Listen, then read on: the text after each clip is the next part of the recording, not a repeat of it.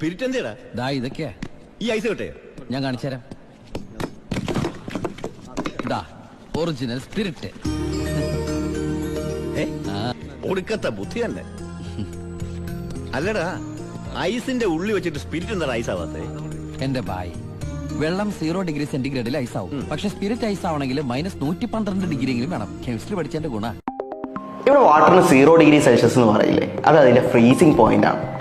ഒരു സബ്സ്റ്റൻസിന്റെ ലിക്വിഡ് സ്റ്റേറ്റിൽ നിന്ന് അത് സോളിഡ് സ്റ്റേറ്റ് ആക്കാൻ വേണ്ടി എടുക്കുന്ന ആ ടെമ്പറേച്ചറിനെയാണ് നമ്മൾ എന്ത് വിളിക്കാം? ഫ്രീസിംഗ് പോയിന്റ് എന്ന് പറയാം. ഇത് ഓരോ സബ്സ്റ്റൻസിനും ഡിഫറെന്റ് ആണ്. ഇപ്പോൾ വാട്ടറിന് 0 ഡിഗ്രി സെൽഷ്യസ് ആണ്, അതേപോലെ സ്പിരിറ്റിന്റെ കേസിൽ അത് -112 ഡിഗ്രി സെൽഷ്യസ് ആണ്. ഇതുപോലെ തന്നെ ഒരു ടെമ്പറേച്ചറും കൂടിയുണ്ട്, ബോയിലിംഗ് പോയിന്റ്. ഒരു സബ്സ്റ്റൻസിന്റെ ലിക്വിഡ് സ്റ്റേറ്റിൽ നിന്ന് അതിനെ ഗ്യാസ് ആക്കി മാറ്റാനായിട്ട് എടുക്കുന്ന ടെമ്പറേച്ചർ, അതിനെ നമ്മൾ അതിന്റെ ബോയിലിംഗ് പോയിന്റ് എന്ന് വിളിക്കും. ഫോർ എക്സാമ്പിൾ, വാട്ടർ എടുക്കാം നമുക്ക്. വാട്ടർ ലിക്വിഡിൽ നിന്നും ഗ്യാസ് ആവാനായിട്ട് ബോയിൽ ചെയ്യുന്ന ടെമ്പറേച്ചർ എന്ന് പറയുന്നത് 100 ഡിഗ്രി സെൽഷ്യസ് ആണ്. അതാണ് അതിന്റെ ബോയിലിംഗ് പോയിന്റ് എന്ന് പറയുന്നത്. Boiling point of water is 100 degree Celsius. എന്തായാലും കെമിക്കറി കണ്ടുപിടിച്ചു. കെമിക്കറി അല്ല, കെമിസ്ട്രി. അവൻ ഭയങ്കര തന്നെ.